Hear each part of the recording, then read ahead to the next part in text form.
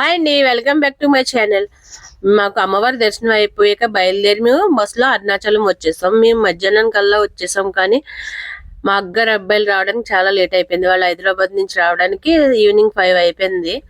అప్పటి వరకు వాళ్ళ కోసం వెయిట్ చేస్తూ ఉన్నాము. లేదంటే మాకు గిరి ప్రదక్షిణ అయిపోను, కానీ మేము గిరి ప్రదక్షిణ చేయడానికి వాళ్ళు కూడా రావాలి కదా చూస్తూ ఉన్నాం. వాళ్ళు వచ్చేసరికి ఈవినింగ్ అయిపోయేసరికి ఇంకా అప్పుడు గిరి ప్రదక్షిణ మొదలు పెడితే సోమవారం దర్శనం అవ్వదు మనకి ఈ రోజు అయితే అని చెప్పేసి మా అక్క అయితే సోమవారం దర్శనానికి వెళ్ళిపోవచ్చు.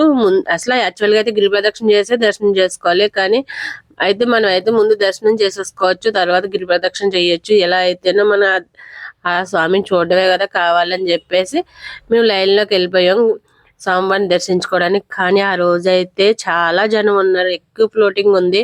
ఎందుకంటే ఆ రోజు ఆ కొండ మీద జ్యోతి వెలగడం ఆ రోజే ఆఖరి రోజు అండి, అందుకే జనం అయితే చాలా ఎక్కువ మంది ఉన్నారు.